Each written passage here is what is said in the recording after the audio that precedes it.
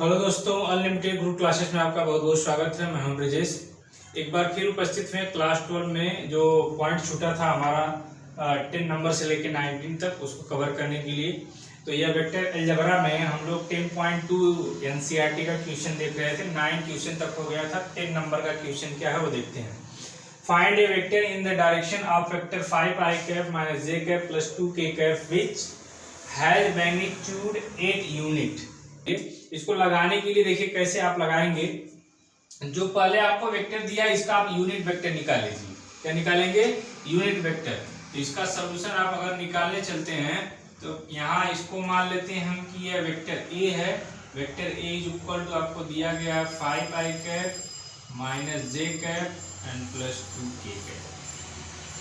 इसका हम मैग्नीट्यूड निकालेंगे।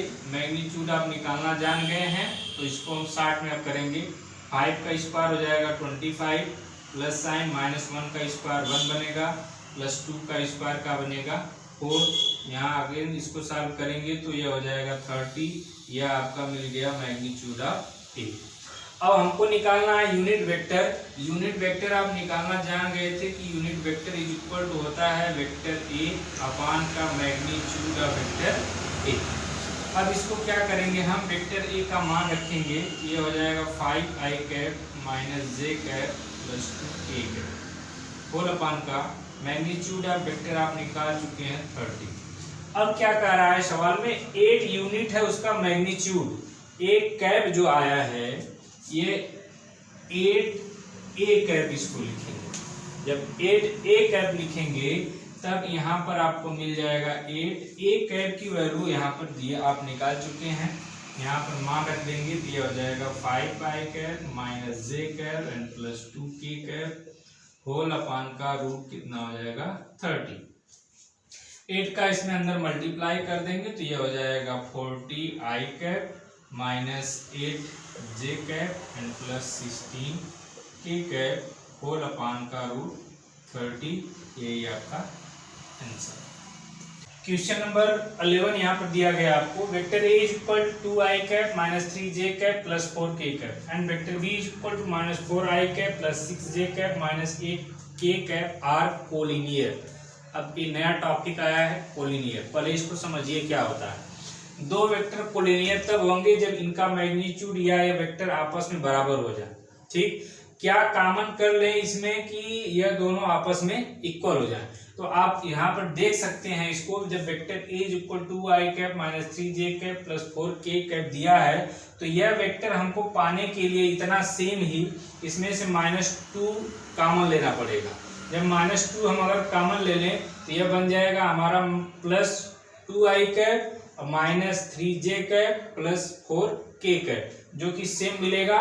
तो जो वह -2 हम कॉमन ले रहे हैं वह लेम्डा की वैल्यू होगी, इसलिए वह क्या होगा, कोलिनियर होगा।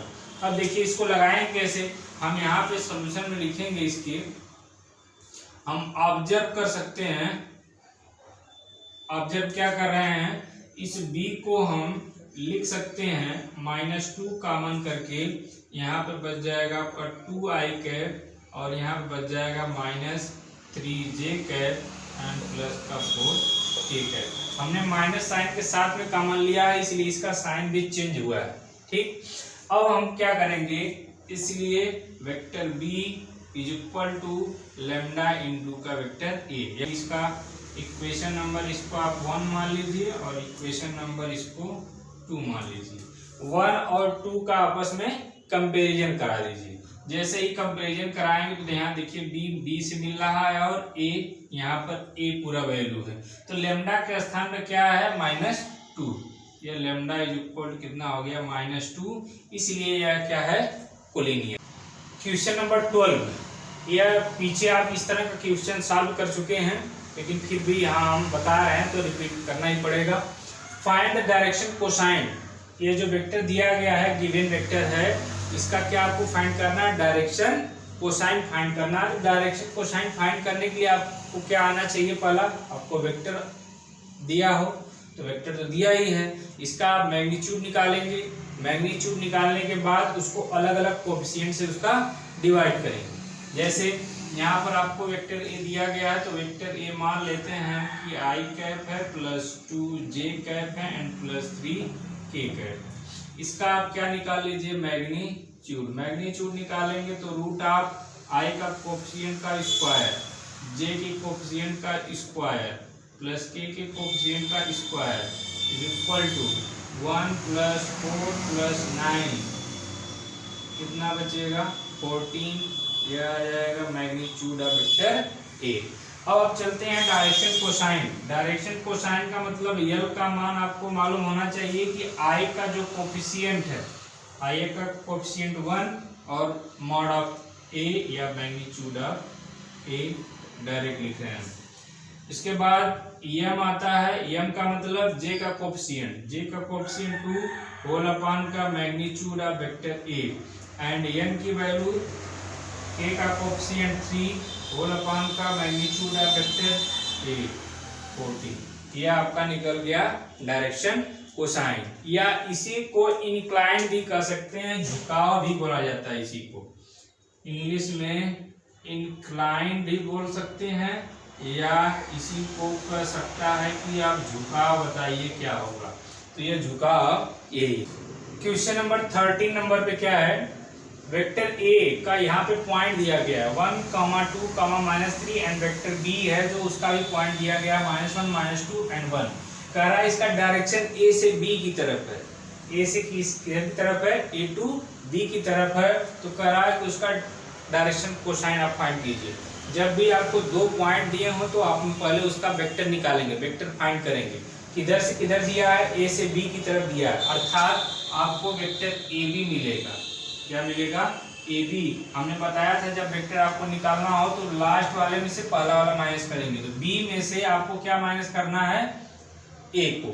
तब इसको हम लिखेंगे -1 और माइनस करेंगे ये वाला पॉइंट, और इसके साथ आप लगाएंगे आई कैप प्लस साइन।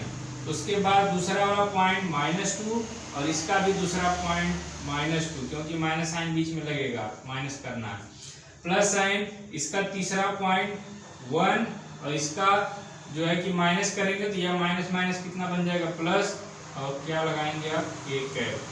आप यहाँ से पा जाएंगे वेक्टर ए बी पाएंगे तो यह हो जाएगा -2 आई कैप, यहाँ मिल जाएगा आपको -4 जे कैप और यहाँ पे मिल जाएगा +4 के कैप। अब वेक्टर फाइंड कर लिए। जब वेक्टर फाइंड हो गया इसका मैग्नीट्यूड निकाल लीजिए। मैग्नीट्यूड आप निकालेंगे, निकालना जान भी गए हैं, आई का कोफिशिएंट का होल स्क्वायर, जे के कोफिशिएंट का whole square plus k coefficient का होल स्क्वायर। सॉल्व करेंगे √36 आएगा, इसको बाहर निकालेंगे 6 आ जाएगा। डायरेक्शन कोसाइन निकालना आसान हो गया। यल का मान क्या बनेगा, आई का कोफिशिएंट जो है, आई का कोफिशिएंट कितना है, -2 upon magnitude of a b 6।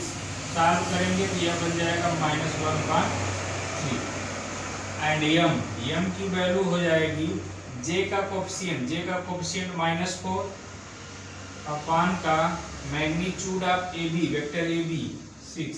Solve करेंगे -2/3 मिलेगा एंड आपको n की वैल्यू मिल जाएगी, k का कोफिशिएंट 4 होल अपॉन का magnitude of a b 6। Solve करेंगे 2/3। यह आपको क्या मिल गया, direction cosine l m n का मान। Question number 14, so that the vector i cap plus j cap plus k cap is equally inclined to the axis of O X O Y and O Z. Inclined का मतलब हम आपको बता चुके हैं कि झुकाव होता है, या डायरेक्शन कोसाइन का मान ही इंक्लाइंड कहलाता है, ठीक। लेकिन यहाँ पे इंक्लाइंड पूछा है तो एंगल का मान होगा, इसलिए हम उस यल यम एन के मान को अल्फा बीटा गामा में लिखेंगे। जैसे इस सवाल को अगर लगाना है तो पहले आपको वही यल यम एन का मान ही फाइंड करना है, डायरेक्शन कोसाइन। अर्थात हम मान लेते हैं कि जो हमारा वेक्टर दिया गया है वो वेक्टर ए है उसका मान है आई cap plus j cap plus k cap. इसका आप क्या निकालेंगे, मैग्नीट्यूड। मैग्नीट्यूड निकालना आप सीख गए हैं, 1 का स्क्वायर प्लस 1 का स्क्वायर एंड प्लस 1 का स्क्वायर बन जाएगा ये आपका √3। ये आपका मिल गया मैग्नीट्यूड ऑफ ए। अब आपको यल का मान चाहिए। यल क्या होता है हमारा, यल जो होता है डायरेक्शन कोसाइन होता है। डायरेक्शन कोसाइन यही जो है यल का मान, इसी को हम लोग लिखेंगे cos अल्फा, जो इंक्लाइंड को शो करता है। अब इसका मतलब आई का कोफिशिएंट 1 अपान क्या हो जाएगा, magnitude of vector a √3 and m की वैल्यू हो जाएगी cos बीटा। cos बीटा का मतलब जे का coefficient 1 upon magnitude of vector ए मतलब √3 एंड एन की वैल्यू हो जाएगी cos गामा। cos गामा मतलब के का कोफिशिएंट 1 होल अपान का √3। ये जो cos अल्फा बीटा गामा आया है यही इंक्लाइन को शो करता है, लेकिन वो कर रहा है सो दैट द वेक्टर इतना इज इक्वली इंक्लाइन। तो आप देख रहे हैं कि जो यल एम एन या cos अल्फा बीटा गामा का जो वैल्यू आई है वह इक्वल है आपस में, इसलिए यहाँ से प्रदर्शित हो गया कि यह जो इनका जो झुकाव है वह सेम है। ठीक है, इसके आगे का वीडियो आप 14-15 क्वेश्चन 2-3 छूटा है, बाकी सब ऑब्जेक्टिव हो उसको आप सॉल्व करिएगा। 3 क्वेश्चन और इसमें का हम बताएंगे, बाकी ये एक्सरसाइज खत्म हो जाएगी। तो अगर वीडियो पसंद आता है तो लाइक सब्सक्राइब शेयर जरूर कीजिए। धन्यवाद।